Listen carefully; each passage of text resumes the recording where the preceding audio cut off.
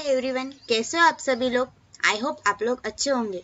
स्वागत है आप सभी का एक बार फिर आपके अपने यूट्यूब चैनल क्रिएटिव कोडर्स में। फ्रेंड्स, आज के वीडियो में हम देखने वाले हैं इंफॉर्मेशन टेक्नोलॉजी का 4th चैप्टर साइबर लॉ का सेकेंड पार्ट। इंफॉर्मेशन टेक्नोलॉजी का 11th स्टैंडर्ड का syllabus for science, commerce and arts तीनों स्ट्रीम के लिए सेम है। तो आप कौन से भी स्ट्रीम से होगे तो आप लोगों के लिए ये वीडियो यूजफुल है। अगर आप लोगों ने इसका पहला पार्ट नहीं देखा है तो सबसे पहले जाके पहला पार्ट देखना, फिर ये सेकेंड पार्ट कंटिन्यू करना। उसकी लिंक मैंने डिस्क्रिप्शन में डाल दी है। तो चलिए आज हम स्टार्ट करते हैं second part of 4th chapter. Last time हमने साइबर क्राइम के एग्जाम्पल्स देखे थे, 2, software piracy and unauthorised access. अभी हम थर्ड एग्जाम्पल देखने वाले हैं, कॉपीराइट वायलेशन। कॉपीराइट वायलेशन में क्या होता है, अगर हमने कुछ हमारे अपना ओन किसी ने पोएम लिखी है या फिर सॉफ्टवेयर बनाया है, वो उसने किसी ने डाला है, उसको दूसरा कोई उसके परमिशन के बिना यूज कर रहा है या फिर पब्लिश कर रहा है, तो ये हो गया कॉपीराइट वायलेशन। अभी हम देखते हैं, a copyright is a legal right that gives the creator of a artistic, literary, musical or other creative work the sole right of publish and sell at that work। मतलब copyright मतलब क्या होता है, legal right है। वो copyright क्या है, legal right है जो किसको मिलता है, क्रिएटर को। कुछ भी हो, म्यूजिकल आर्टिस्ट हो, कुछ सॉफ्टवेयर हो, थेरी हो, कुछ भी हो, उसके ओनर को मतलब उसके क्रिएटर को उसका कॉपीराइट रहता है। वो उसको सोल भी कर सकता है, उससे पैसे भी कमा सकता है, किसी को दे भी सकता है यूज करने के लिए, वो उसके ओनर का होता है copyright. Copyright owners have a right to control the reproduction of their work including their right to receive the royalty payment for the reproduction. At C in circle is a copyright symbol. तो आप लोगों को यहाँ पे screen पे दिख रहा होगा, ऐसा सी एक सर्कल में लिखते हैं, ये कॉपीराइट का सिंबल है। ये जो रॉयल्टी पेमेंट होता है, ये क्या होता है, रॉयल्टी पेमेंट, इसमें क्या करते हैं, अगर मैंने कुछ पब्लिश किया है तो उसे फ्रीली, ओपन सोर्स सॉफ्टवेयर के बारे में हमने पहले लेसन में देखा था, तो वो फ्रीली दूसरे लोग यूज कर सकते हैं। तो जिस वेबसाइट पे या जिस सिस्टम पे हमने उसे अपलोड किया है, तो वो कंपनी या फिर वो सिस्टम हमें कुछ पैसे प्रोवाइड करते हैं, उसे रॉयल्टी पेमेंट कहते हैं। तो वो पेमेंट हम, जो ओनर होता है, कॉपीराइट जिसके पास होता है, वो यूज करता है। अगर ये किसी ने छुपके से यूज किया तो उसका वायोलेशन होता है, मतलब उसके रूल्स के अगेंस्ट जाता है। नेक्स्ट है cracking. Activity such as a decipher codes or passwords and breaking security systems for illegal reasons is called as a cracking। मतलब कोई आपका पासवर्ड क्रैक कर रहा है, मतलब हमने डाला 1 2 3 4 5 6 7 8 9 10, ऐसा इजी पासवर्ड डाल दिया, तो कोई भी इजीली क्रैक कर लेगा। क्रैक कर लेना मतलब पता कर लेना कि सिस्टम का पासवर्ड क्या है। तो लोग ऐसे बहुत बड़े बड़े पासवर्ड डालते हैं कि इजीली क्रैक ना हो।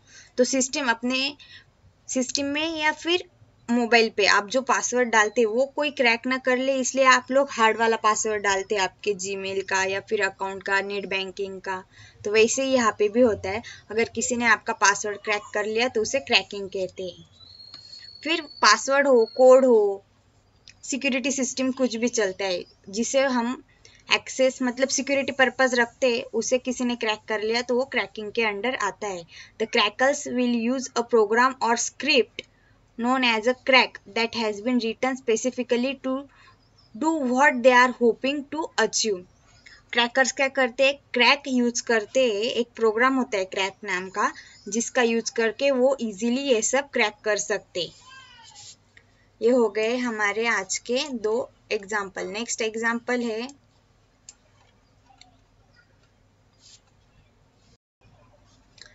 Cyber bully. साइबर बुली में क्या आता है, साइबर बुली और cyber stalking. Cyber stalking is a criminal practice where an individual uses the internet or systematically harass or threaten someone। मतलब कोई पर्सन इंटरनेट का यूज करके दूसरे पर्सन को हैरेस कर रहा है, मतलब तंग कर रहा है, थ्रेटन मतलब डरा रहा है। तो उसे क्या कहते हैं, साइबर बुली।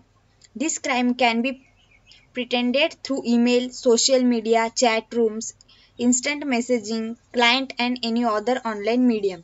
तो हम कोई एक पर्सन इंटरनेट का यूज करके दूसरे पर्सन को हैरेस या थ्रेटन कैसे कर सकता है, ईमेल के द्वारा, social media, chat rooms, instant messaging, ऐसे सब करके अगर कोई आपको तंग भी कर रहा है तो आप एक प्रकार का साइबर क्राइम है, उसके भी कंप्लेंट आप लोग कर सकते हैं, उसे साइबर बुली कहते हैं।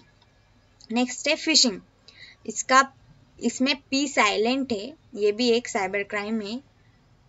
स्पेलिंग अच्छे से देख लेना, एमसीक्यू में आ सकता है, PHISHING। इसका प्रोनाउंसिएशन फिशिंग होता है। This is a technique of extracting confidential information such as the credit card numbers and username password combos by pretending as a legal enterprise. Phishing is typically carried out by email spoofing. Fishing में maximum 99.99 email के through fishing होती है। आप लोगों को जो email आता है वो डिक्टो ऐसे लगता है कि लीगल मेल आया है, आप लोगों को इम्पोर्टेंट मेल आया है, वहाँ पे कुछ इन्फॉर्मेशन डालनी होती है अपनी पर्सनल, आधार कार्ड नंबर या फिर कुछ भी पर्सनल है। अभी यहाँ पे दिया है credit card number and password.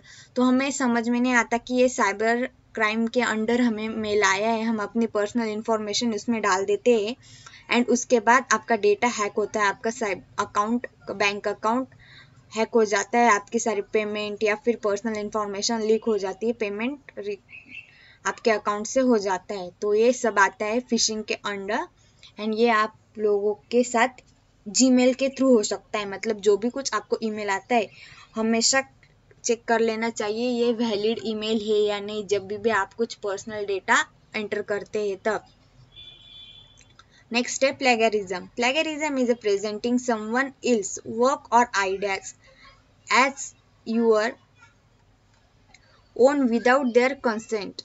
The widespread use of computers and the advent of the internet has made it easier to plagiarize the work of others. For example, plagiarism is found in documents such as essay, reports, etc. मतलब आपने कुछ लिखा ऐसे और आपके दोस्त ने क्या किया, नेक्स्ट डे स्कूल में या कॉलेज में जाके आपकी नोटबुक दिखा दी और मैम को बोला कि ये ऐसे मैंने लिखा है, तो ये क्या हो गया, प्लेगरिज्म।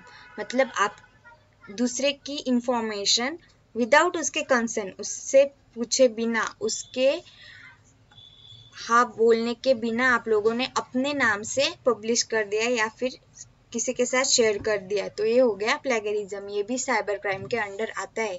अगर ऐसा कुछ होता है तो आप उसकी कंप्लेंट कर सकते हैं। नेक्स्ट है hacking. Hacking refers to unauthorized instructions into computer और a network. Hacker is a person intentionally increase the deep and hidden or cancel working of any computer operating system and programming language. They might discover loopholes within system and resources for such loopholes. Hacking मतलब क्या, अभी आपका जो system है या फिर mobile है उसकी पूरी ऑपरेटिंग सिस्टम वो सामने वाला हैकर हैक कर लेता है, उसकी सारी इंफॉर्मेशन वो खुद एक्सेस कर लेता है। अगर आप कुछ भी करते हैं आपके मोबाइल पे या सिस्टम पे तो वो उसको समझ में आता है, ऐसे आपकी पूरी सिस्टम उसके अंडर कंट्रोल चली जाती है, इसे हैकिंग कहते हैं। तो हमने अभी तक साइबर क्राइम के एग्जांपल्स देखे। पहला था software piracy, unauthorized access, next था कॉपीराइट वायलेशन, उसके बाद क्रैकिंग, नेक्स्ट था cyber bully, phishing, plagiarism and next last था हैकिंग। ये थे साइबर क्राइम के एग्जांपल्स। इन सब के थ्रू आपको साइबर क्राइम आपके साथ हो सकती है, तो ये अच्छे से याद रखना, एमसीक्यू में भी या फिर क्वेश्चन आंसर्स में भी आ सकता है। हमारा नेक्स्ट पॉइंट है protecting ourselves from cyber crime. हम खुद को साइबर क्राइम से प्रोटेक्ट कैसे करें। अभी हमें यहाँ पे साइबर सिक्योरिटी एंड सेफ्टी बताई गई है। Cyber safety is the safe and responsible use of information and communication technologies. आपको साइबर सेफ्टी में क्या करना रहता है, safely and responsibly information and communication technology use करनी रहती है। It is not just about keeping information safe and secure but also about being responsible with that information, being respectful of other people online and participating good internet etiquette. In recent years all systems are exposed to internet, hence there is a increased challenges in maintaining and protecting them from the attackers. ये सिर्फ information को save करना नहीं रहता है, एक good practising है कि पीपल की रिस्पेक्ट करना है, या फिर जो भी कुछ अभी डेटा नेट पे अपलोड होता है उसको सिक्योर करना। लोगों के इमोशनली भी बहुत सारे जुड़े होते इमोशंस भी। अगर कोई अपना पूरा करियर उस पे एक कोड पे या एक चीज़ एक सॉफ्टवेयर बनाने में लगा देता है और किसी ने उसे हैक कर लिया या फिर पायरेट कर लिया तो उसकी पूरी लाइफ की काम पूरा खराब हो जाता है। तो बहुत सारे इमोशनल या फिर फाइनेंशियल वर्क रिलेटेड बहुत सारे एस्पेक्ट्स इसके साथ जुड़े होते हैं। तो सिर्फ हमें सेफ्टी एंड सिक्योरिटी नहीं देखनी है, पूरा काम करना रहता है। Any organizations play a key role in promoting internet safety. They are primarily responsible for keeping system, computers, network devices secure and functional. तो अभी एंटीवायरस जैसे सारे सिस्टम्स में अपलोड करते हैं लोग, ताकि फर्स्ट बेसिक चीज़ रहती है एंटीवायरस सिस्टम सिक्योर रहने की। The overall sequence for identifying threats to protecting and receiving from cyber attacks and threats for organization. तो अभी पूरी एक सीक्वेंस रहती है कि थ्रेट्स मतलब जो कुछ अटैकर्स है उन्हें कैसे पहचाने या फिर रिस्क को कैसे पहचाने। तो फर्स्ट है identify threats and risk. The system और computer operate slowly with more response time. अगर आपका कंप्यूटर स्लो हो गया है, अभी कुछ कोड रन किया और उसका आउटपुट लेट देने लगा है पहले से, तो आपको समझ में आना चाहिए कि कुछ प्रॉब्लम है पीसी में। तो ये थ्रेड या एनी रिस्क को इंडिकेट करता है। If the system crashes suddenly and unable to download updates. अगर आपका पीसी सडनली शट डाउन हो रहा है, अपलोड नहीं हो रहा है, कुछ डाउनलोड नहीं हो रहा है, तो ये भी रिस्क के चांसेस है। Appearance of new unfamiliar icons और मैसेजेस ऑन डेस्कटॉप। आपके डेस्कटॉप पे आपने नहीं डाउनलोड की है लेकिन सडनली ऐसे अनवांटेड चीज़ें आने लगी है या फिर नया कुछ आने लगा आइकॉन्स और मैसेजेस, तो ये सब थ्रेड या फिर रिस्क के एग्जाम्पल्स है। ऐसे सब कुछ होता है आपके साथ, तो ये आप लोगों को तुरंत समझ में आना चाहिए कि हमारी सिस्टम हैक हो रही है। नेक्स्ट है protection of data. Protect the network with firewall. अभी मैंने आपको बताया एंटीवायरस, तो ये हो गया protect the data with firewall. Create different logins and strong password for different users. सब लोगों के लिए एक ही लॉगिन नहीं बनानी चाहिए, डिफरेंट वर्ड के लिए डिफरेंट लॉगिन बनानी चाहिए एंड पासवर्ड हमेशा स्ट्रॉन्ग होना चाहिए उसके वजह से कोई उसे क्रैक ना कर सके। अभी पासवर्ड के गाइडलाइंस में ही आता है कि एक अपर केस कैरेक्टर, एक lower case character, number, special symbol, ये सब होना चाहिए। तो ये इसकी वजह से आता है कि आपका पासवर्ड स्ट्रॉन्ग होना चाहिए। नेक्स्ट है use only verified open source और license software and operating system. कौन सी भी ऑपरेटिंग सिस्टम या फिर open source, close source, license software without checking this is secured और नॉट आपके सिस्टम में अपलोड नहीं करनी चाहिए या फिर डाउनलोड भी नहीं करनी चाहिए, उसके वजह से हैकिंग हो सकती है। तो वेरीफाइड ही यूज करना चाहिए। Prohibit use of personal devices on the network such as a personal USB और थ्रेड और हार्ड डिवाइसेस। अपने पर्सनल डिवाइसेस साइबर में या कहीं भी जाके यूज़ नहीं करने चाहिए, उससे उसमें वायरस आ सकता है या डेटा लीक हो सकता है। Protect your wifi connection with secure password, WEP, encryption etcetera. Encrypt the network traffic. आपके वाईफाई का पासवर्ड भी स्ट्रॉन्ग होना चाहिए, इंक्रिप्शन भी आपके सिस्टम को डालना चाहिए ताकि। तो अभी तक हमने identify threats and risk and protection of data देखा। नेक्स्ट पार्ट हम नेक्स्ट वीडियो में देखेंगे, थर्ड पार्ट में।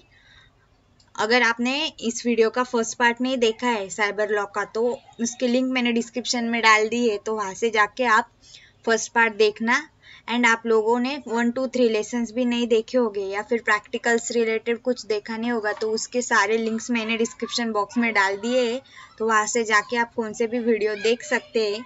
एंड अगर आप लोग अभी तक मेरे चैनल पे नए हैं या फिर आप लोगों ने मेरे चैनल को सब्सक्राइब नहीं किया है, तो सबसे पहले जाके मेरे चैनल को सब्सक्राइब कीजिए एंड बेल आइकन को प्रेस करना बिल्कुल भी मत भूलना, ताकि आने वाले सारे वीडियो की नोटिफिकेशन आप लोगों को तुरंत मिल सके। एंड अगर आप लोगों को कुछ क्वेश्चन होगा तो आप मुझे कमेंट करके पूछना, मैं आपके सॉल्यूशन नेक्स्ट वीडियो में एक्सप्लेन कर दूंगी। एंड वीडियो को ज़्यादा से ज़्यादा शेयर कीजिए ताकि आप लोगों को, फ्रेंड्स को भी इंफॉर्मेशन टेक्नोलॉजी की पढ़ाई करने में आसानी हो। Thanks for the watching video. And video को आप लोग लाइक एंड कमेंट करते ही नहीं है, तो मुझे कैसे पता चलेगा कि आप लोगों को वीडियो कैसा लगा। तो वीडियो को लाइक कमेंट करना बिल्कुल भी मत भूलिए। एंड मैं एक प्रैक्टिकल की सीरीज अपलोड कर रही हूँ HTML5 की, ताकि आप लोगों को एक्स्ट्रा कोड की प्रैक्टिस हो। 11th एंड 12th दोनों ईयर के बच्चे कौन से भी ब्रांच से हो, साइंस कॉमर्स आर्ट्स, ये सारे के सारे यूज कर सकते हैं, वो वीडियो देख सकते हैं। तो आप लोग वो वीडियो भी ज़रूर देखना, उसकी लिंक भी मैंने डिस्क्रिप्शन में डाल दी है। नेक्स्ट पार्ट हम नेक्स्ट वीडियो में देखेंगे। Thank you.